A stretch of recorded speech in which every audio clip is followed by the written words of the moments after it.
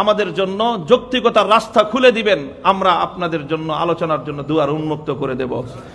আর যদি আমাদেরকে যৌক্তিক কোরআনের কোন কথা থেকে আমাদেরকে সরে যেতে বলেন, আল্লাহর কসম খেয়ে বলি মাথার উপর থেকে কল্লা সরতে পারে, কল্লার উপর থেকে মাথা কাটা যেতে পারে, কোরআনের হক কথা বলতে আমরা কোনোদিন নিবৃত্ত হব না ইনশাআল্লাহ।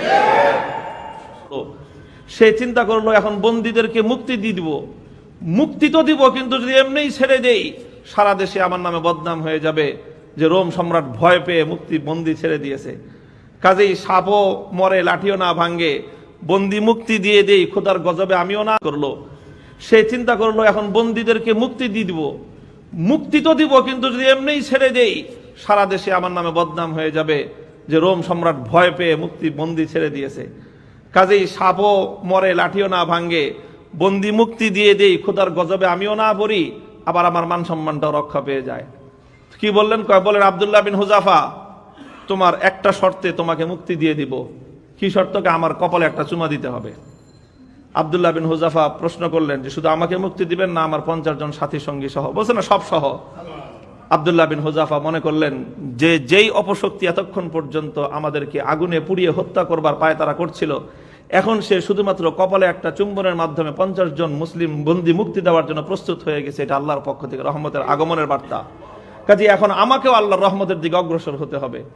তিনি রোম সম্রাটের কপালে চুমু দেওয়ার জন্য প্রস্তুত হলেন। তবে তার ঈমানী গায়রাত এতটুকু ছিল যে জামার হাতার আস্তির লম্বা সম্রাটের কপালের উপর রেখে তারপরে নিজের আস্তিনের উপর চুম্বন করেছেন। সম্রাট মনে করেছে যেভাবেই হোক চুম্বন তো হয়েছে, আমারও সম্মান রক্ষা পাইছে, তোমরাও বিদায় হও বাবা, আমি তোমাদেরকে মেরে নিজেকে ধ্বংসের মুখে ঠেলে দিতে চাই না।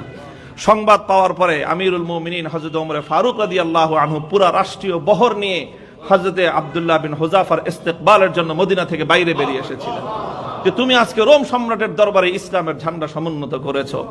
আমরা সেই সাহাবায়ে কেরামের অনুসারী, আমাদের জন্য যৌক্তিকতার রাস্তা খুলে দিবেন, আমরা আপনাদের জন্য আলোচনার জন্য দুয়ার উন্মুক্ত করে দেব। আর যদি আমাদেরকে যৌক্তিক কোরআনের কোন কথা থেকে আমাদেরকে সরে যেতে বলেন, আল্লাহর কসম খেয়ে বলি মাথার উপর থেকে কল্লা সরতে পারে, কল্লার উপর থেকে মাথা কাটা যেতে পারে, কোরআনের হক কথা বলতে আমরা কোনোদিন নিবৃত্ত হব না ইনশাআল্লাহ।